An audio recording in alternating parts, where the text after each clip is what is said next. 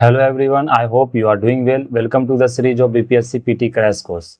जैसा कि हमने प्रीवियस लेक्चर में मॉडर्न हिस्ट्री में जो हमारा लास्ट टॉपिक था वो हम लोगों ने वार और कॉन्केस्ट के बारे में देखा, जिसमें वार और कॉन्केस्ट में हम लोग एंग्लो फ्रेंच वार, एंग्लो मैसूर वार, एंग्लो मराठा वार, एंग्लो सिख वार, तो जितने भी सारे जो इंपॉर्टेंट वार्स थे वो हम लोगों ने अच्छे से डिस्कस किया। वहाँ से बहुत सारा क्वेश्चंस भी आपको एग्जाम में पूछा जाता है। तो जो हमारा आज का जो टॉपिक है वो लैंड रेवेन्यू सेटलमेंट के बारे में, लैंड रेवेन्यू जो सिस्टम्स था उसके बारे में। तो लैंड रेवेन्यू जो सेटलमेंट्स था उसमें कितने तरह के सिस्टम्स थे और कौन कौन उस समय गवर्नर जनरल थे, किसने उस सिस्टम को इंट्रोड्यूस किया था, क्या उस सिस्टम का जो लैंड रेवेन्यू का जो मतलब कितना पार्ट में ब्रिटिश लैंड रेवेन्यू कलेक्ट करता था, कितना पार्ट ब्रिटिश पे करता था आपको जो जमींदार था, वो हम लोग आज यहाँ पर डिस्कशन करेंगे। तो सबसे पहले जो लैंड रेवेन्यू सेटलमेंट्स की अगर बात करें तो सबसे पहले जो लैंड रेवेन्यू सेटलमेंट्स था तो सबसे पहले जो ये था ये परमानेंट सेटलमेंट था। तो सबसे पहले यहाँ पर कौन सा सेटलमेंट था, यहाँ पर ये फर्स्ट अगर देखें तो फर्स्ट यहाँ पर कौन सा था, परमानेंट सेटलमेंट सिस्टम। तो ये परमानेंट सेटलमेंट सिस्टम था।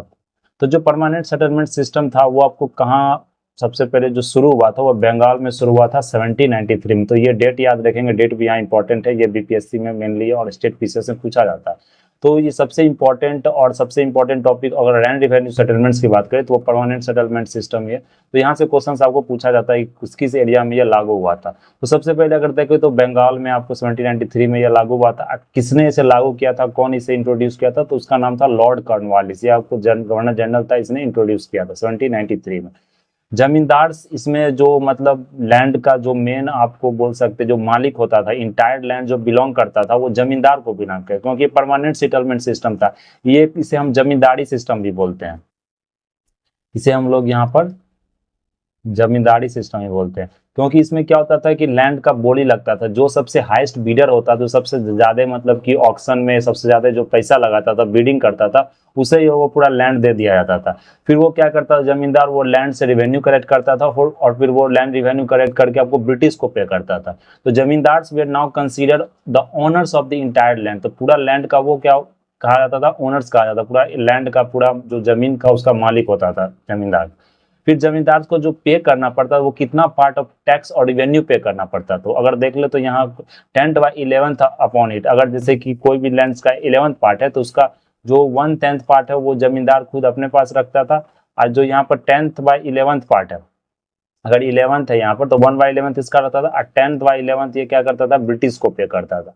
तो ये इसका मतलब जो टैक्स रिवेन्यू पे करने का इसका सोर्स था। ये ब्रिटिश का ये सबसे बड़ा मतलब सोर्स था आपको रिवेन्यू का कलेक्ट करने का।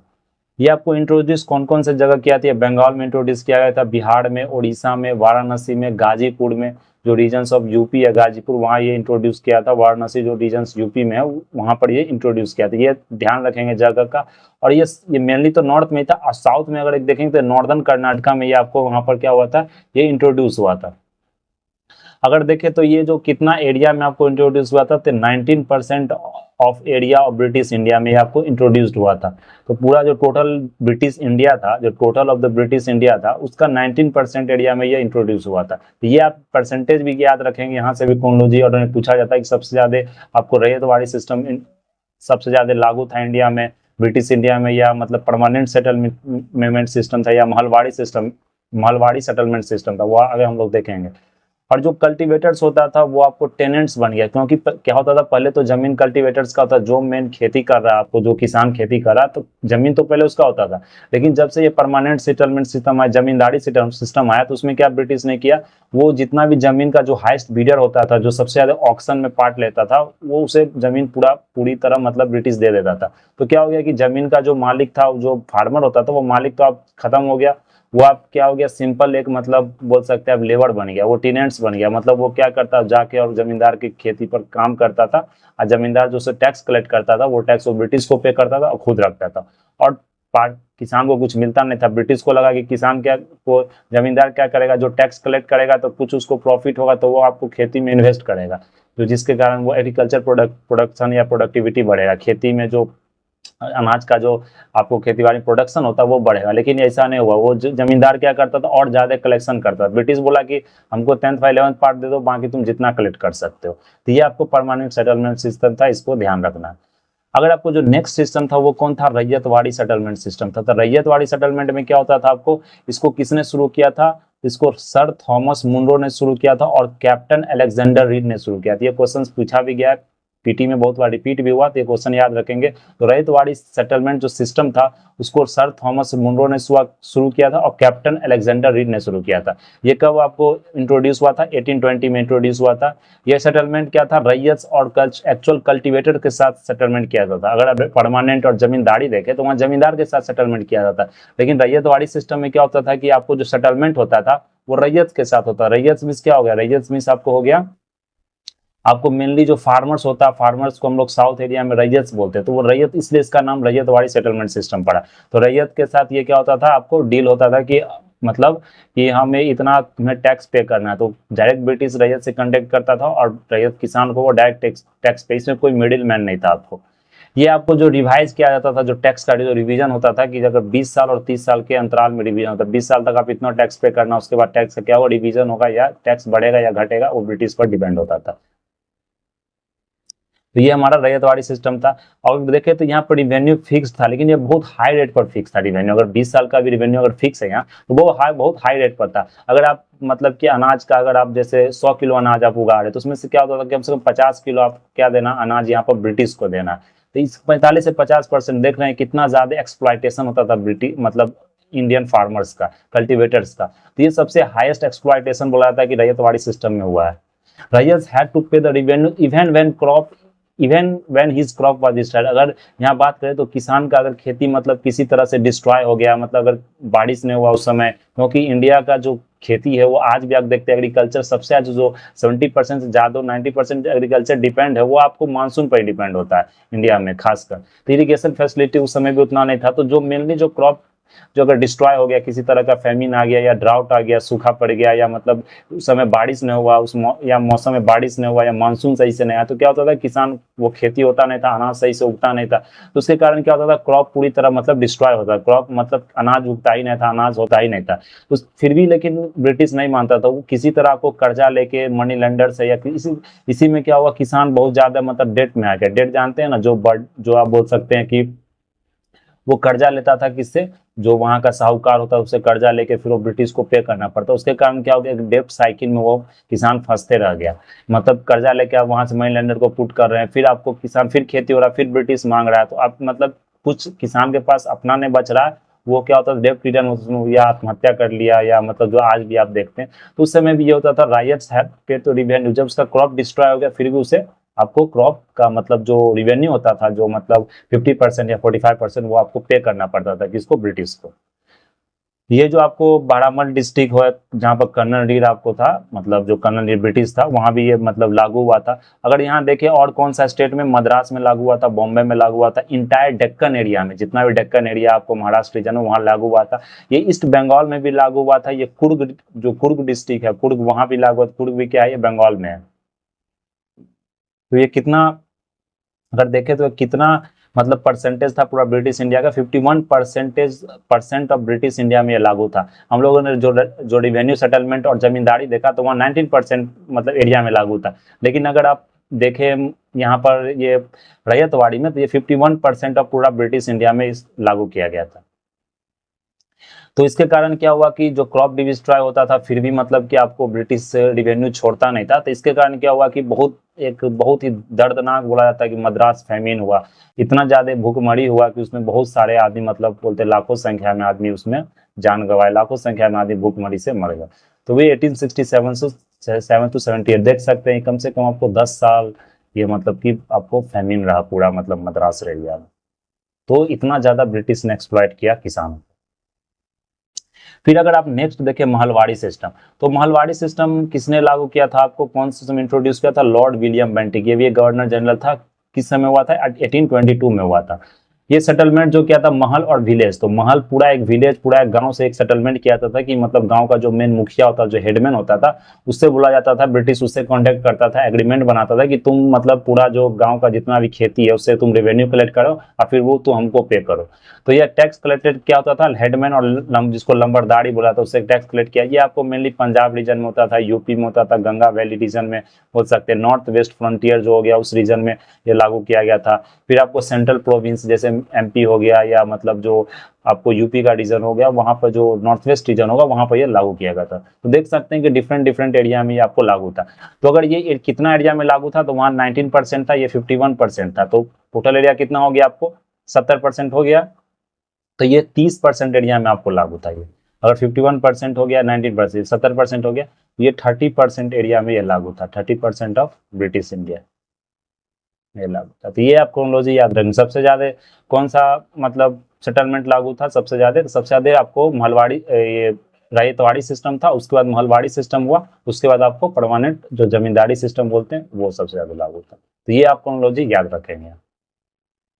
तो ये आपको लैंड रेवेन्यू सेटलमेंट के बारे में था। अगर हम लोग नेक्स्ट देखें तो नेक्स्ट आपको है जो ये इवेंट्स है जो 1915 के बाद जो पोस्ट और इवेंट्स हुआ था वो हम लोग देख लेते हैं। तो यहाँ जो पॉइंट ऑफ डिस्कशन है वो हम लोग पॉइंटेड फॉर्म में डिस्कस करेंगे, क्योंकि यहाँ मेंस के तो करने रहे, तो मेंस में क्या होता है कि आपको क्रोनोलॉजी तो डेट डिस्कशन ज्यादा नहीं होता, वहाँ मेनली हम लोग मतलब स्टोरी के रूप में देखते हैं, लेकिन यहाँ पॉइंटेड फॉर्म में से मत स्टडी करें, इसलिए हम लोग स्लाइड से यहाँ पर डिस्कशन किया। तो अगर हम देखें 1915 के बारे में, जब पोस्ट 1915 में क्या हुआ था, तो गदर मूवमेंट हुआ था। गदर मूवमेंट आप लोग देखे मतलब गदर मूवमेंट किस कारण हुआ था, कोमागाटा मारू इंसिडेंट के कारण हुआ था। कोमागाटा मारू इंसिडेंट क्या होता है, ये एक मतलब जगह है वो कोमागाटा मारू इंसिडेंट, और जापान का ये जगह है। तो बोला जाता है कि मतलब जो 1914 और 15 के बीच में हुआ था, तो जापान से क्या होता है कि स्टीमर चला था, स्टीमर उसमें मतलब जो इंडियन इमिग्रेंट्स था उसको कनाडा आपको जाके ले जाना था, वहां पर वर्कर का जरूरत था, तो कनाडा ले वो गुरदीप सिंह के मतलब गुरदीप सिंह उसको कमीशन किया था उस जापानी स्टीमर को। लेकिन वहां पर क्या होगा, कनाडा गया तो कनाडा में कोई एंट्री नहीं मिला, तो फिर वापिस आना पड़ा, तो वापिस तो अब जापान जा नहीं सकते, फिर वापिस वो क्या हुआ कलकत्ता इंडिया रीच किया।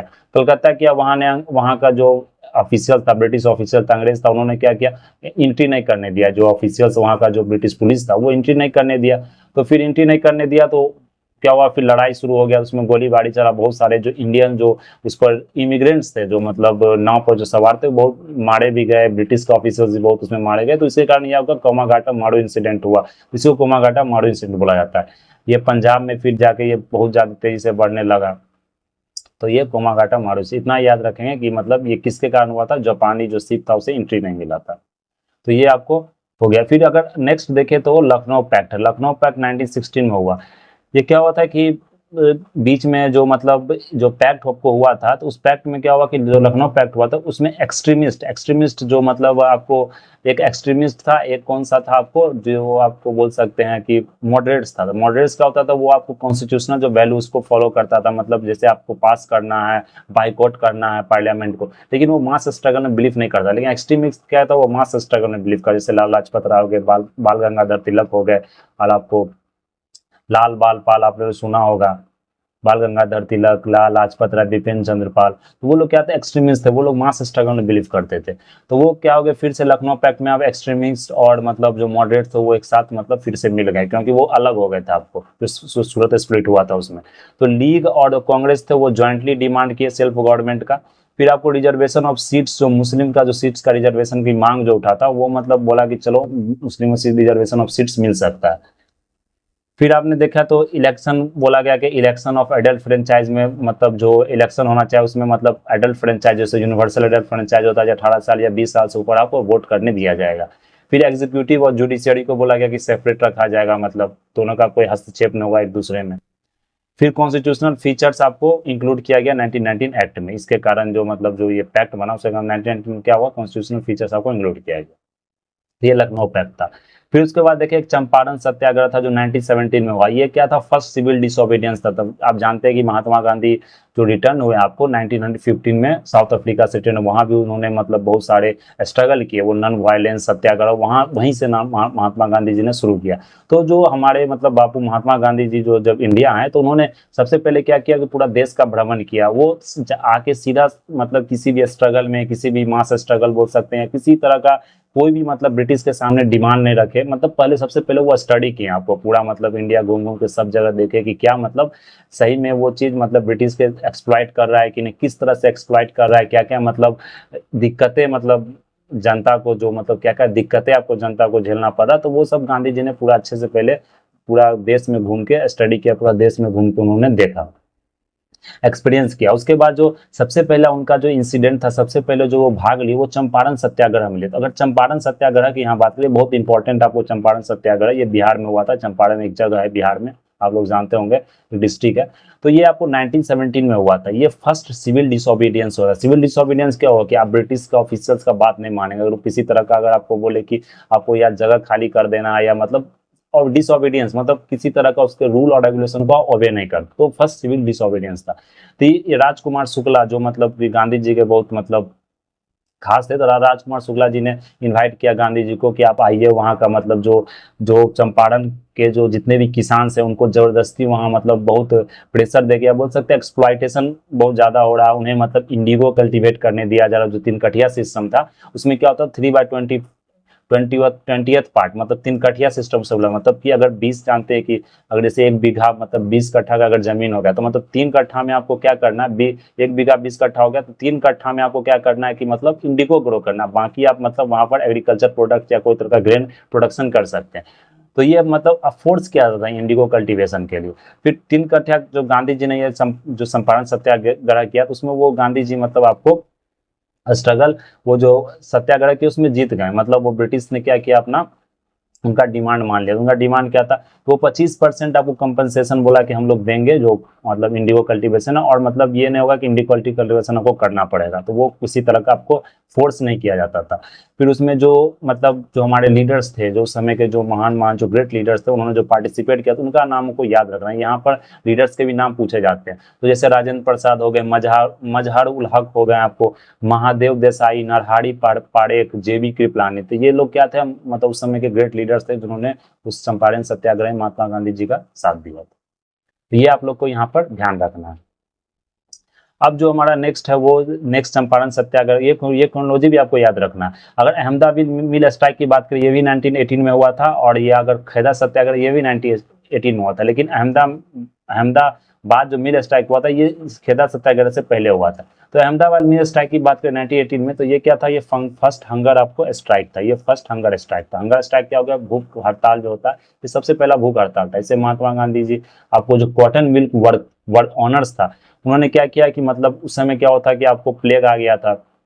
तो प्लेग अहमदाबाद जो डेक्कन रीजन में, वो क्रॉप का प्रोडक्शन रुक गया था, फेमिन का कंडीशन हो गया था। फिर उस समय वार भी चल रहा था 1914 से, आप जानते हैं फर्स्ट वर्ल्ड वार हुआ था। तो बहुत सारे जो मतलब जो फूड प्रोडक्शन होता है, तो फूड प्रोडक्शन और ग्रेन का क्या हुआ था कि मूवमेंट हो गया था आपको बॉर्डर एरिया में, वो फोर्स को खिलाने के लिए या मतलब सर्व करने के लिए। लेकिन जो मेन प्रोडक्शन जो आदमी को मिलना चाहिए, जो इंडिया के जो पीपल को, वो नहीं मिल रहा था। उसके कारण क्या होता, महंगाई बढ़ गया था। तो वहाँ का जो वर्कर का डिमांड था कि मतलब मेरा जो सैलरी है वो सैलरी आप बढ़ाएं, मतलब जो डिमांड था वो सैलरी बढ़ाए। लेकिन वो वर्कर वहाँ का जो मिल ऑनर था वो इसे इनकार कर दिया। वो कहा नहीं, मतलब जिस काम जिस तरह करना उस तरह करो, कोई सैलरी नहीं होगा।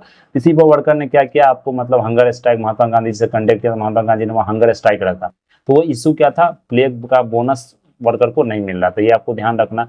फिर उस समय अनुसुईया साराभाई, ये एक सोशल वर्कर थी। ये अनुसुईया साराभाई आपको मतलब जो अहमदाबाद मिल स्ट्राइक का जो मिल ऑनर था उनकी बहन थी। इन्होंने महात्मा गांधी को इनवाइट किया कि आप आए और यहाँ पर जो लेबर है, जो मतलब जिन्हें मतलब वर्कर है, उन्हें जो प्लेग का जो बोनस नहीं दिया जा रहा वो आप मतलब डिमांड रखे। तो ये फिर वो इन्वाइट की महात्मा गांधी को, फाइट फॉर वर्कर्स। तो फिर महात्मा गांधी भी यहाँ मतलब ये स्ट्रगल उन्होंने जीत लिया, मतलब जो अहमदाबाद मिल स्ट्राइक था। फिर मतलब कॉटन मिल ऑनर्स जो थे उनको यह आपको प्लेग बोनस देना पड़ा। ये उनका दूसरा सबसे बड़ा जीत था। सबसे पहला उनका चंपारण से गया, फिर अहमदाबाद मिल स्ट्राइक। फिर जो तीसरा स्ट्रगल था वो आपको था खेदा सत्याग्रह। तो खेरा सत्याग्रह में क्या हुआ था, वो 1918 में हुआ था। ये मतलब अहमदाबाद मिल स्ट्राइक के बाद हुआ था। ये फर्स्ट नन कोऑपरेशन था, मतलब वो सिविल डिसोबिडियंस, नन कोऑपरेशन, किसी तरह का वो ब्रिटिश के साथ कोऑपरेट नहीं करेंगे। तो ये फर्स्ट नन कोऑपरेशन मूवमेंट था। तो इसके पीछे रीजन क्या था, खेड़ा सत्याग्रह, जो क्रॉप्स क्या होता फेल्ड हुआ था आपको खेड़ा डिस्ट्रिक्ट। खेड़ा डिस्ट्रिक्ट कहाँ है, गुजरात में। वहाँ क्रॉप फेलियर हो गया था, लेकिन फिर भी ब्रिटिश क्या कर रहा था, वो रिवेन्यू कलेक्ट मांग रहा था। तो हम लोगों ने देखा होगा कि जो रैयतवाड़ी सिस्टम था वहां भी आप देखना होगा ब्रिटिश ने क्या किया था कि किसी तरह का क्रॉप भी अगर फेलियर हो जा रहा है या किसी कारण से, अगर भूख मतलब डाउट के कारण से या फ्लड के कारण से, तो फिर भी ब्रिटिश आपको वो रिवेन्यू कलेक्ट कर ही रहे, वो छोड़ नहीं रही। इसलिए खेड़ा सत्याग्रह में क्या, महात्मा गांधी जी ने वहाँ जो ब्रिटिश ने डिमांड रखा था कि हमें मतलब चाहिए वहाँ का जो रेवेन्यू कलेक्शन चाहिए, तो महात्मा गांधी डिमांड रखा कि नहीं, आपको ये किसी तरह का रेवेन्यू कलेक्शन नहीं मिलेगा। तो ये नॉन कॉपरेशन था।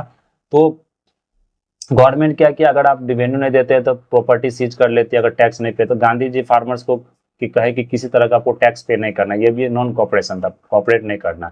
इसमें कौन कौन से हिस्सा लिए थे, कौन कौन मतलब महान लीडर ने भाग लिया था, सरदार वल्लभ भाई पटेल, इंदुलाल याग्निक, नरहरि पारेख, मोहनलाल पांड्या एक्सेट्रा। तो ये लोग आपको जो इंपॉर्टेंट लीडर्स है वो हम लोग को यहाँ ध्यान रखना। तो ये महात्मा गांधी जी ने यहाँ पर ये भी स्ट्रगल को उन्होंने जीत लिया, खेदा सत्याग्रह। फिर ब्रिटिश को पीछे हटना पड़ा, तो ब्रिटिश ने वहां पर क्यों, आप देख सकते हैं कि ब्रिटिश पीछे हटा था। इसके पीछे भी एक स्टोरी है कि मतलब जो स्ट्रगल ब्रिटिश ने महात्मा गांधी जी का स्ट्रगल देख लिया था, जो वो सबसे जो फेमस हुए थे आपको स्ट्रगल में, वो आपको साउथ अफ्रीका का जो स्ट्रगल था, जो वहां पर सत्याग्रह जो मूवमेंट गांधी जी ने चलाए थे आपको, वो स्ट्रगल ब्रिटिश ने देख लिया था। उनका पावर देख लिया था कि वो किस तरह मास मतलब उनसे अट्रैक्ट होता है, किस तरह मास के साथ वो घुल मिल जाते हैं, किस तरह मार्क्स जो मासेस का, जो लोगों का जो ग्रीवांसेस होता है, जो समस्या होता है, वो सामने में रख उस समस्याओं को वो हल करते हैं। तो ये ब्रिटिश ने इनका जो मतलब आपको पर्सनैलिटी हो सकता है या इनका जो फेमस जो एक फिगर थे ये, एक मतलब वो ब्रिटिश ने देख लिया था। तो इसलिए ब्रिटिश क्या होता है, तो पीछे हट जाते थे। वो जानते थे कि महात्मा गांधी हंगर स्ट्राइक करेंगे तो बहुत बड़ा मतलब कि उनके लिए परेशानी हो सकता है। तो ये ब्रिटिश ने देख लिया था, इसलिए महात्मा गांधी जी को वो मतलब कुछ भी अगर महात्मा गांधी बैठते थे तो ब्रिटिश जल्दी से जल्दी उस चीज का डिमांड को पूरा कर देता था। तो यहाँ पर हम लोगों ने तीन स्ट्राइक जो मेनली इंपॉर्टेंट वो देख लिया। अगर हम रॉयलेट एक्ट की बात करें, जो नेक्स्ट था रॉयलेट एक्ट, तो ये जो जालियांवाला बाग इंसिडेंट हुआ था ये रॉयलेट एक्ट के कारण। ये रॉयलेट एक्ट को बोला जाता है कि ये इसे ब्लैक एक्ट भी बोला जाता है, ब्लैक एक्ट भी था ये, इसे ब्लैक एक्ट भी बोला जाता है। तो फर्स्ट ऑल इंडिया मास स्ट्राइक, तो वो जो जितना भी हम लोग अहमदाबाद मिल स्ट्राइक देखे या चंपारण सत्याग्रह देखे या खेड़ा सत्याग्रह देखे, तो वो लोग क्या, तो वो सब क्या था, एक मतलब की लोकेलिटी स्ट्राइक बोल सकते हैं, या बोल सकते हैं एक लोकल स्ट्राइक था। मतलब आप किसी एरिया में जाकर उस एरिया के उस एरिया का जो किसान का प्रॉब्लम है या किसी मतलब और मिल वर्कर्स का प्रॉब्लम है, तो उस समस्या को आप ब्रिटिश के सामने रख के उस समस्या को हल कर रहे हैं। तो वो एक लोकलाइज्ड प्रॉब्लम था। लेकिन जो जो देश भर का पूरा प्रॉब्लम था, जो एक मास स्ट्रगल होना चाहिए, जो एक पूरा पैन इंडिया लेवल पर होना चाहिए, वो सबसे पहला जो था महात्मा गांधी जी का, वो रॉयलेट स्ट्राइक था। रॉयलेट एक्ट जो 1919 में बना था, इसके अंदर क्या होता था कि मतलब जो रॉयलेट एक्ट 1919 जो हुआ था, उसमें ब्रिटिश क्या करता था कि अगर ब्रिटिश को शक हो रहा है किसी पर, तो ब्रिटिश किसी भी मतलब कि पीपुल को, किसी भी पर्सन को उठा के वो क्या करता, जेल में बंद कर देता। और जेल में तो बंद कर देता था, अब किसी तरह का वकील आप नहीं लगा सकते, नो वकील, नो दलील, नो अपील। तो ये ब्रिटिश का कथन था यहाँ पर। तो ये ब्लैक एक्ट था। अगर जैसे यहाँ gave power to convict anyone without trial and conviction in a court of law, तो विदाउट ट्रायल और विदाउट कन्विक्शन, इसलिए इसको बोला जाता है नो अपील। इसका एक मतलब यहाँ पर जो ब्रिटिश का यहाँ पर एक नियम था, नो अपील, नो दलील एंड नो वकील, नो अपील, नो दलील, नो वकील। ये ब्रिटिश का यहाँ पर नियम था यहाँ पर। तो रॉयलेट सत्याग्रह फिर हुआ, तो गांधी जी ने आपको मतलब उसमें भाग लिया, जो अप्रैल 6 से 1999 में 1919 first all India political movement था ये। तो ये मतलब वायलेंस, महात्मा गांधी ने कहा किसी तरह का कोई वायलेंस नहीं होना चाहिए, क्योंकि वो वायलेंस के सख्त खिलाफ थे। उन्होंने सिर्फ सत्याग्रह और नॉन वायलेंस के साथ ही मतलब स्ट्रगल को आगे बढ़ाते थे। तो गांधी जी ने क्या किया, रिटर्न किया आपको कैसरे हिंद गोल्ड मेडल। जो कैसरे हिंद उनको मिला था आपको, ये बोअर वार जो हुआ था वहां पर साउथ अफ्रीका में, तो उनमें ये कैसरे हिंद आपको गोल्ड मेडल मिला था। ये प्रोटेस्ट था अगेंस्ट जालियांवाला बाग इंसिडेंट भी हुआ था, उसमें प्रोटेस्ट था, उसमें गांधी जी ने ये मेडल लौटा दिया आपको। जालियांवाला बाग इंसिडेंट भी हुआ था, ये 13 अप्रैल 1919 को हुआ था। कि आप लोग यहाँ देख सकते हैं, आगे लिखा हुआ, हम लोग उसमें डिस्कस करेंगे। ये 13 अप्रैल 1919 को हुआ था। फिर रविंद्रनाथ टैगोर जी ने क्या किया था, आपको नाइटहुड टाइटल को उन्होंने रिटर्न कर दिया था। फिर खिलाफत कॉन्फ्रेंस जो था उसमें गांधी जी को आपको प्रेसिडेंट इलेक्ट किया था नवंबर 1919 में। फिर आपको सिडनी रॉयल एक्ट को सबवर्सिव एक्टिविटी, इसे ब्लैक एक्ट भी बोला जाता है। द एक्ट ऑफिशियली कॉल्ड, इस एक्ट को जो ऑफिशियली क्या नाम था इसका, एनार्कियल एंड रिवॉल्यूशनरी क्राइम्स एक्ट। तो ब्रिटिश क्या समझता था, कोई भी पर्सन अगर आप मतलब ब्रिटिश के खिलाफ बोल रहा है, ब्रिटिश के साथ कुछ पब्लिश कर रहा है, तो वो एक क्रिमिनल हो गया, तो उसे एक मतलब उठा के सीधे वो जेल में डाल देता था। Imprisonment of activist without trial for 2 year, 2 साल के लिए आप सीधे उसको बंद कर दे रहे हैं। तो सत्याग्रह सभा गांधी जी ने यहाँ ऑर्गेनाइज किया, यंगस्टर से होम रूल लीग सो पैन इस्लामिस्ट था, उन्होंने सब यहाँ पर ऑर्गेनाइज किया। तो ये आपको पूरा रॉयल एक्ट के बारे में था। फिर जो जालियांवाला बाग जो इंसिडेंट हुआ, आपको ये जालियांवाला बाग जानते हैं, ये पंजाब में उस समय क्या था, एक जो 13 अप्रैल को हुआ, उस दिन आपको बैसाखी का फेस्टिवल था, सब लोग जालियांवाला एक बाग है, मतलब एक बोल सकते एक पार्क था बहुत बड़ा। तो जो जालियांवाला जो पार्क था उसमें सब लोगों ने आपको बैसाखी फेस्टिवल आपको वहां पर सेलिब्रेट करने आए। लेकिन ब्रिटिश का जो अनाउंसमेंट था कि मतलब कोई भी आदमी मतलब ग्रुप नहीं बना सकता है, कोई भी आदमी एक दूसरे से डिस्कशन नहीं कर सकता है, प्रोटेस्ट नहीं कर सकता है, स्ट्राइक नहीं कर सकता है। तो उस समय बहुत सारा आदमी को ये अनाउंसमेंट पता नहीं था जो उसने सेलिब्रेट करने है। तो वो लोग सेलिब्रेशन करने आए थे आपको मतलब एक पार्क में, यहाँ पर मेला भी लगा था, बोल सकते एक फेयर एक मेला टाइप सा एक मतलब आयोजन किया गया था। तो बहुत सारे आदमी को नहीं पता, उसमें बच्चे बूढ़े आपको जितनी महिला हो सकती है, मतलब सारे आदमी एक तरह से आपको फेयर फेस्टिवल करने के लिए वहां पर ऑर्गेनाइज करने के लिए वो आपको लोग वहां पहुंचे थे। तो उसमें क्या होगा, ब्रिटिश को मतलब उस समय का जो जनरल और डायर था, वो मतलब जनरल था उस समय, वो क्या किया, उससे पता लगा कि सब वो लोग वहां इकट्ठा हुए, तो उसे लगा कि वो लोग मतलब वहां प्रोटेस्ट करने आए। तो वो क्या किया कि अपने आर्मी को लेकर वो बिना किसी परमिशन लेते वो आर्मी को लेकर वो डायरेक्ट जो मतलब मशीन्स गन्स बोल सकते हैं या मतलब जो तो बोल सकते हो, वो लेके वो सीधे पहुंच गया आपको, बहुत सारा आर्मी को लेके वो मतलब जालियांवाला बाग के अंदर पहुंच गया। और वहां जाके उसने क्या किया कि दीवार तो वहां जालियांवाला बाग था तो वो ऊंचा ऊंचा वहां दीवार था, उसने क्या किया एक ही गेट था, वो गेट को उसने लॉक कर दिया। अंदर आके उसने गेट को क्या किया, लॉक किया, और वो पूरी तरह से लॉक कर दिया। उसके अंदर एक मतलब बोला जाता है कि एक मतलब आपको कुआं भी था, वेल भी था, वो एक कुआं भी था। तो वो अंदर इंटर किया अपने आर्मी के साथ, और वहां से क्या किया, बिना किसी तरह का परमिशन दिए हुए, बिना किसी तरह का आप बोल सकते हैं अलार्म दिए हुए, वो डायरेक्ट फायरिंग शुरू कर दिया। और वो इतना मतलब बोला जाता है कि वो कम से कम आपको आधा घंटा तक फायरिंग किया, इतना फायरिंग किया मतलब पूरा मतलब अपने आर्मी के साथ, कि उसमें जितने भी मतलब बच्चे, जितने भी मतलब महिला और जितने भी बूढ़े जवान आदमी सब मतलब जितने भी वहां पर पर्सन थे, पीपुल थे, वो बहुत सारे आदमी वहां पर मतलब मरे गए, क्योंकि उनके पास कुछ हथियार नहीं था, किसी वो फेस्टिवल सेलिब्रेट करने आए तो उनके पास किसी तरह का वेपन नहीं था, किसी तरह का हथियार नहीं था। तो बोला जाता है कि जितने निहत्थों पर उन्होंने मतलब जो ब्रिटिश ऑफिशियल था, जो गवर्नर, वो जो जनरल डायर था, उन्होंने वो उसने क्या किया, आपको फायरिंग शुरू कर दिया। तो फायरिंग के दौरान बहुत सारा मतलब बहुत ज्यादा हत्या हो गई। तो ब्रिटिश जो अपना ऑफिशियल जो डॉक्यूमेंट के अनुसार बताता है कि वो बोलता है कि वो 400-500 मतलब आदमी का मतलब मर्डर हुआ था वहां पर, लेकिन ऐसा बात नहीं, उसने वहां बहुत सारा आदमी को, अगर मतलब जो कांग्रेस का जो मतलब या जो इंडिया का जो रिपोर्ट है उसे बोला जाता है कि वहाँ 1000 से ऊपर, 1000-2000 से ऊपर आदमी का मौत हुई, क्योंकि वो मेला था। तो मेला में तो आप जानते हैं कि 500 आदमी तो वहाँ कलेक्ट नहीं होता, वो बहुत सारा आदमी आपको पहुंचता। तो अब बोला जाता है कि जो वेल था वहां पर, वेल में बहुत मतलब जान बचाने के लिए उसमें कूद गया, तो वेल में कूद गया तो उसके कारण भी क्या हुआ, बहुत ज्यादा मौतें हो गया। ये बहुत ही मतलब एक ब्लैक इंसिडेंट बोला जाता है, एक ब्लैक। तो गांधी जी ने इस एक्ट को एक हिमालयन ब्लंडर भी बोला, मतलब ऐसा ब्लंडर कभी नहीं हो सकता, ये मतलब हिमालय से भी ऊंचा एक ब्लंडर है, मतलब जो ब्रिटिश ने कंडक्ट किया था, तो किया था। तो इसमें सैफुद्दीन किचलू और डॉक्टर सत्यपाल को ब्रिटिश ने अरेस्ट किया, तो उसके कारण भी ये मतलब बोला जाता है कि ये आपको जलियांवाला बाग इंसिडेंट हुआ। तो फिर किचलू जो गोल्डन टेम्पल का उनको की दिया गया था, तो मेनली जो यहाँ पर आपको ये याद रखना है। तो ये बहुत ही मतलब बुरा इंसिडेंट था जलियांवाला बाग इंसिडेंट। तभी कुछ दिन पहले आप देखा जो 1000 साल मतलब 100 साल जो ब्रिटिश जलियांवाला बाग इंसिडेंट का हुआ, तो 100 साल में आप देखा होगा कि वहाँ का जो मतलब आपको ऑफिशियल्स था, जो मेन आपको यूरोप का, तो वो यूके का, जो यूनाइटेड किंगडम का, तो वो यहाँ अगर आकर आपको वहाँ पर मतलब बोला था कि बहुत बड़ा एक इंसिडेंट था, आप लोग एक ट्रेजिडी था। तो मतलब हमारे ऑफिशियल्स ने वो माफ़ी मांगा था वो वहाँ पर, तो आप मतलब आप माफ़ी मांग कर वहाँ पर आप लेट कर या मतलब दंडवत होकर प्रणाम करने से आप क्या, तो उस समय का जो ऑफिशियल था, सबसे मेन था कि उस समय जो जालियांवाला इंसिडेंट बात के बाद जो एक बटलर कमेटी बना था एक, तो वो जो कमेटी बना था उस कमेटी में भी किसी तरह का कोई अगर बोल सकते हैं तो वो आपको कोई एक्शन नहीं लिया गया। जो आपको जनरल डायर था, आपको यहाँ पर जनरल और डायर बोला जाता है यहाँ पर, उस पर किसी तरह का एक्शन नहीं लिया गया। उसी से मतलब प्रेरित होके मतलब इसका मतलब आपको और ऊपर से क्या हुआ कि जब ये मतलब रिटायरमेंट इसका उसे भेज दिया गया आपको इंडिया से बाहर अपना मतलब यूके भेज दिया, जब लंदन जहाँ से आया था वहाँ भेज दिया। इसको वहाँ पर बहुत ज्यादा इज्जत मिला, इसके लिए वहाँ पर डोनेशन भी हुआ, बहुत सारा पैसा भी दिया, इसका लोग लेक्चर सुनने जाता था और ये बोलता था कि माँ इंडिया को मारा, वहाँ का लोग भी खुश होता था।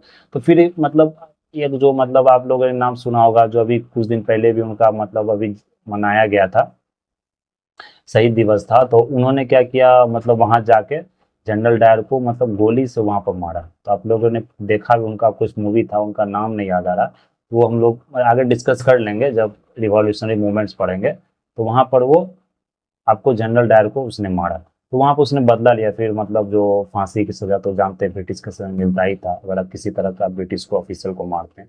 तो ये मतलब कहानी था जनरल डायर का। तो जो नेक्स्ट हमारा जो नेक्स्ट है टॉपिक, वो है खिलाफत एंड नॉन कोऑपरेशन मूवमेंट। तो खिलाफत नॉन कोऑपरेशन मूवमेंट की यहाँ बात करें तो ये 1990 से 22 के बीच में हुआ था। इसमें victorious British dethrone the sultan of Turkey, ये जो क्यों हुआ था, क्योंकि खिलाफत में जो इंसिडेंट इसलिए हुआ था क्योंकि एक मूवमेंट हुआ था, ब्रिटिश ने क्या था, जो वार हुआ था, वर्ल्ड वार आपको वन हुआ था, उसमें क्या किया था, जो तुर्की था, सुल्तान सुल्तान को उसने क्या डिथ्रोन कर दिया और उसे खिलाफत और खलीफा से मतलब हटा दिया। तो बहुत ज्यादा जो मुस्लिम जो समाज के जो पर्सनस है वो बहुत ज्यादा इससे आहत हुए, बोले कि नहीं इससे बदला लेना है, तो इसलिए उन्होंने खिलाफत मूवमेंट बनाया कि ब्रिटिश को यहाँ पर हटाना है, क्योंकि वो कैलिफ एक मतलब एक स्पिरिचुअल लीडर था, तो वो लोग बहुत मानते थे उसे। तो एम ऑफ खिलाफत क्या था कि पोजीशन जो खिलाफत का उसे रिस्टोर किया जाए ब्रिटिश के द्वारा, और खिलाफत का जो कंट्रोल था वो मुस्लिम सेक्रेट प्लेयर्स को उसको भी क्या किया, डिटेन किया जाए। तो Rowlatt Act and Jallianwala Bagh massacre हुआ, तो उसके वो भी एक नॉन कॉपरेशन मूवमेंट का जो कारण बना था, उसका नॉन कॉपरेशन मूवमेंट हुआ था। Extremist and the moderates of INC वो यूनाइट हो गए, लखनऊ पैक्ट हुआ, फिर खिलाफत कमेटी बना। ये सब आपको यहाँ पर मूवमेंट था। फिर लीडर्स, इसमें जो खिलाफत कमेटी में जो लीडर्स था वो अली ब्रदर्स था, मौलाना आजाद, हाकिम अजमल खान थे, Hasrat Mohani, doctor M A Ansari. ये 1999 में आपको गठन हुआ था खिलाफत कॉन्फ्रेंस का। ऑल इंडिया खिलाफत कॉन्फ्रेंस का नवंबर 1999 में हुआ था। डॉक्टर हसरत मोहानी ये मेड, इन्होंने कहा कि बाइकआउट करो ब्रिटिश का जितना भी गुड्स है, जितना भी प्रोडक्ट्स है, ब्रिटिश का कोई प्रोडक्ट्स को हम लोग वहां पर कंज्यूम नहीं करेंगे। फिर क्या हुआ, फिर अलायंस हुआ आपको कांग्रेस के साथ। तो गांधी जी को अपॉइंट किया गया प्रेसिडेंट ऑफ ऑल इंडिया खिलाफत कमेटी, 1920 में अपॉइंट किया गया। His attitude hardened after Hunter committee report on Punjab. तो वो जो बटलर का वो आपको हंटर कमेटी था, हम लोग हमने गलती से वहाँ बटलर बोल दिया, वो एक हंटर कमेटी था। हंटर कमेटी के तहत मतलब उसे जनरल और डायर पर कमेटी बना था, जिसको वो बना बताया जाए कि क्या वो सही था, क्या उसे पनिशमेंट दिया जाए। तो हंटर कमेटी का रिपोर्ट जो था वो भी अच्छे से पनिशमेंट नहीं दिया, उसमें गांधी जी भी मतलब आपको पार्ट मेंबर थे, लेकिन वो सही से वो मतलब उस तरह का जो मिलना चाहिए था जो सजा, वो नहीं मिला। फिर सेंट्रल खिलाफत कमेटी का मीटिंग हुआ, उसमें तिलक जी ने अपोज किया कि हिंदू मुस्लिम अलायंस तो आप रिलीजियस पर कर रहे हैं, लेकिन वो आगे जाके फिर आपको अलग भी हो सकता है। ये बात तिलक जी का सही हुआ, क्योंकि आगे जब आप देखेंगे खिलाफत का जो अगर इशू सॉल्व हो गया, तो खिलाफत का जो मेन जो मुद्दा था वो आपको सॉल्व हो गया, तो फिर वो इंडिया का जो पार्टिसिपेशन था नॉन कोऑपरेशन, वो उससे क्या होगा, अलग हो गया। तो इसलिए आगे जाके ये एक बहुत बड़ा एक मुद्दा बन गया। आगे देखते हैं यही धीरे धीरे जो इंक्रीज हुआ, तो फिर जाके ये आपको जो आपको पार्टीशन था वो पार्टीशन में कन्वर्ट हो गया, फिर पार्टीशन हुआ, उसमें बहुत सारी जो हत्याएं, हिंसा, वो सब आपको आपने देखा होगा। फिर नॉन कोऑपरेशन जो मूवमेंट था वो 1 अगस्त 1920 को, ये आपको याद रखना है। नॉन कोऑपरेशन जो मूवमेंट हुआ था वो लॉन्च हुआ था 1 अगस्त 1920। तो यहाँ पर आपको ध्यान रखना है। फिर जो नागपुर सेशन हुआ था कांग्रेस सेक्शन, ये कब हुआ था, 28 दिसंबर 1920 को। इसके प्रेसिडेंट कौन थे, याद रखना, सी विजय राघवाचार्य। ये जो राजगोपालचारी, जो सी राजगोपाल दास थे, सी आर दास, वो टर्न्स आपको critics, turns from critic to Gandhi supporter. वो पहले क्रिटिक थे गांधी जी को, मतलब क्रिटिसाइज करते, अब गांधी के सपोर्टर बन गए। उसने स्वराज का डिमांड रखा, पंजाब रॉन्ग्स के बारे में बोला कि उसका बदला लेना, उसका रिड्रेसल को पूरा करना। New constitution of the Congress party का बना, जो गांधी जी का खुद मतलब हैंडवर्क था वो। फिर मोहम्मद अली जिन्ना, जीएस खपड़ाडे, विपिन चंद्रपाल, अन्नी बेसेंट, वो कांग्रेस को लेफ्ट कर दी। वो बिलीव की कि लॉफुल मेथड से मेडिटेशन करेंगे, वो मास स्ट्रगल नहीं करना चाहती। तो ये सब जो लीडर था उन्होंने क्या किया, वहां से मतलब डिजाइन करते वो हट गए वो कांग्रेस से। फिर सुभाष चंद्र बोस था, वो principal of the national college in Calcutta, Subhash Chandra Bose भी इसमें आया को पार्टिसिपेट किया। वो कौन थे, principal of national national college in Calcutta. Many leading lawyers like CR Das, Motilal Nehru, Asaf Ali, वो क्या थे, लिक्रेटिव जॉब को आपको छोड़ दिए। Gandhi ji decide to begin mass civil disobedience and no tax campaign from Bardoli, taluka और सूरत डिस्ट्रिक्ट। तो गांधी जी मास सिविल डिसोबीडियंस को अनाउंस कर दिए, कहें कि कोई टैक्स नहीं होना चाहिए, जैसे बरदौली तालुका में आप कोई टैक्स पे नहीं कीजिए, सिविल डिसोबीडियंस की किसी तरह का ऑबे नहीं करना। ये आपको 5 फरवरी 1922 से ये शुरू हो गया। तो 5 फरवरी जो 1922 में कौन सा इंसिडेंट हुआ था, आपको चौरी चौरा इंसिडेंट वायलेंस हुआ था। चौरी चौरा कहाँ है, ये गोरखपुर डिस्ट्रिक्ट में। तो इसमें क्या हुआ कि मॉब जो था, मतलब जो मॉब बहुत एंग्री था आपको, उसने क्या किया, पीजेंट्स जो मॉब का जो पीजेंट्स था आपको, मतलब जो किसानों का समूह था, वो क्या किया, लोकल पुलिस स्टेशन पर अटैक किया था। बहुत सारे जो ब्रिटिश ऑफिसर था उसको उसने मार दिया, जला दिया पूरी तरह से। तो गांधी जी क्या किया, विड्रॉ किया, उससे भी हिमालयन ब्लंडर का। ये 5 फरवरी 1920, ये डेट आपको याद रखना। उसके बाद गांधी जी ने क्या, नॉन कॉपरेशन मूवमेंट को वापस कर लिया, मतलब बोला कि हम लोग नॉन कॉपरेशन मूवमेंट आप नहीं करेंगे, वहां बंद कर दिया। वो गांधी जी ने कहा कि हम मतलब कि अभी तक जो मैच्योरिटी होना चाहिए, मतलब समाज में जो पीपुल में स्ट्राइक करने के लिए, वो मैच्योरिटी अभी तक सत्याग्रह में नहीं आया। सत्याग्रह इस तरह से नहीं होता, ये वायलेंस हुआ, इसलिए गांधी जी ने मतलब नॉन कॉपरेशन मूवमेंट से अपने आप को पीछे खींच लिया और नॉन कॉपरेशन मूवमेंट को वहीं बंद कर दिया। तो उसके बाद फिर बारदौली रिजोल्यूशन हुआ था, उसमें सिविल डिसोबीडियंस मूवमेंट का भी आपको विड्रॉल हो गया। फिर गांधी जी को सेंटेंस किया गया 6 साल इम्प्रिजनमेंट में, जो कि यरदवादा जेल पूना में आपको उनको जेल में रखा गया। तो ये आपको यहाँ गांधी जी के बारे में था, और स्वराजिस्ट मूवमेंट था ये, मतलब नॉन कॉपरेशन मूवमेंट के बारे में। फिर नेक्स्ट स्वराजिस्ट देखते हैं। तो स्वराजिस्ट जो मूवमेंट था, 1 जनवरी 1923 एज कांग्रेस खिलाफत स्वराजिस्ट पार्टी बना आपको। ये आपको जो स्वराजिस्ट जो मतलब खिलाफत पार्टी था, खिलाफत स्वराजिस्ट पार्टी, इसने कैप्चर किया 145 में 45 सीट। ये क्लियर मेजोरिटी था सेंट्रल प्रोविंस में, फ्यू सीट्स आपको प्रोविंस से मिला। पार्टी ब्रोकअप हो गया 1926 में, लाला लाजपत राय ये ज्वाइन किए इसे, फिर रिजाइन कर दिए उसी साल में। फिर 1925 में वित्तल भाई पटेल आपको प्रेसिडेंट इलेक्ट हुए, आपको CLA के कांग्रेस लेजिस्लेटिव असेंबली था आपको। फिर हाकिम अजमल खान अली ब्रोस्टू ये भी इलेक्ट हुए, राजा जी पटेल राजेंद्र इसने अपोज किया। फिर आपको जो बेलगाम कांग्रेस सेशन हुआ था, बेलगाम को, ये कांग्रेस सेशन सब याद रखेंगे, गांधी जी इसमें प्रेसिडेंट बने थे।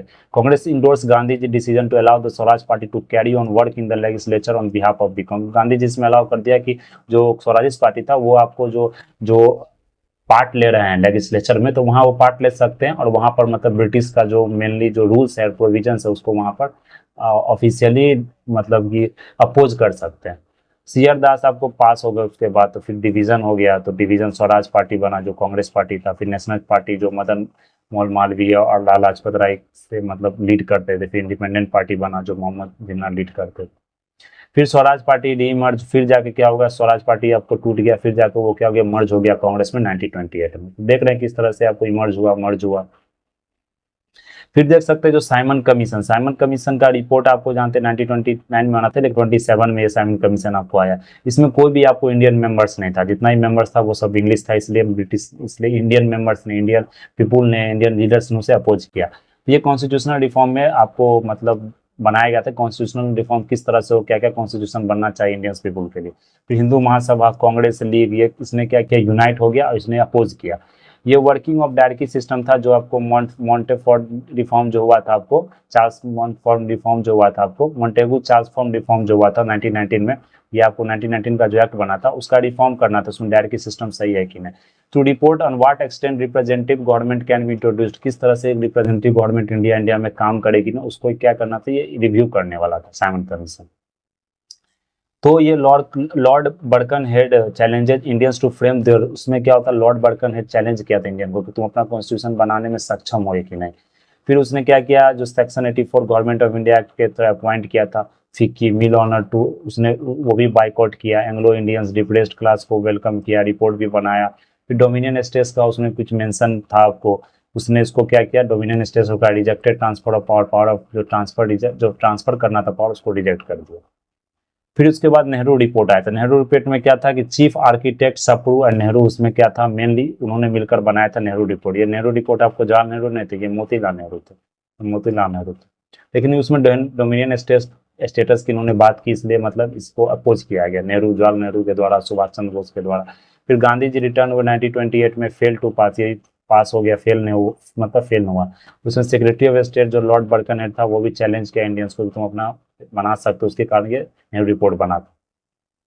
लॉर्ड इरविन को दिया गया डिमांड डोमिनियन स्टेटस था, इसी कारण वो नाखुश हुआ, मतलब जो सुभाष चंद्र बोस जी थे और जवाहर नेहरू थे। दिसंबर 98 में Calcutta Congress gave 1 year to implement. अगर गांधी जी मतलब जो कलकत्ता जो कांग्रेस सेशन हुआ था 1928 में, उसमें कांग्रेस ने यह बोला कि अगर इम्प्लीमेंट नहीं हो रहा है 1 साल के अंदर तो हम लोग फिर नए मतलब कांग्रेस जो मतलब कॉन्स्टिट्यूशन के साथ आएंगे। ये फ्रीडम ऑफ रिलीजन भी था इसमें, जो फीचर्स आपको इसमें दिया गया था, फीचर्स आपको फ्रीडम ऑफ रिलीजन हो गया, रिजर्वेशन ऑफ सीट्स हिंदू के लिए, मुस्लिम के लिए, माइनॉरिटी जहाँ जहाँ पढ़े, no reservation of Muslim Punjab और बंगाल के, यहाँ की आपकी मेजोरिटी ज़्यादा था तो यहाँ किसी तरह का रिजर्वेशन आपको नहीं मिलेगा। पॉपुलेशन बेसिस पर भी आपको 10 साल का रिजर्वेशन मिलेगा। आपको यूनिवर्सल एडल्ट सफरेज मिलेगा यहाँ पर, जो फ्रेंचाइज होता है। जिन्ना बिल को अपोज किया।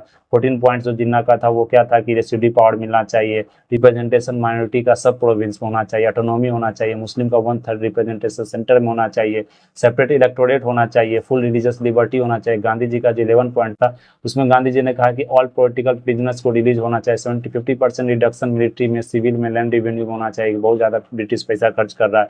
चेंज इन आर्म्स एक्ट में चेंज होना चाहिए, सिटीजन्स को आर्म्स कैरी नहीं करने दिया था। लॉर्ड इरविन उस समय कौन था, गवर्नर जनरल था आपको। तो इलेक्शन क्या हुआ कि बेसिस ऑफ जॉइंट इलेक्टोर्स होना चाहिए, 19 फंडामेंटल राइट्स जो उन्होंने मतलब इंट्रोड्यूस किया था। लेकिन ये कॉन्फ्रेंस फेल हुआ, रिपोर्ट ऑब्जेक्शंस वे रेज्ड, मुस्लिम लीग, हिंदू महासभा, इन्होंने क्या क्या ऑब्जेक्शन पुट किया।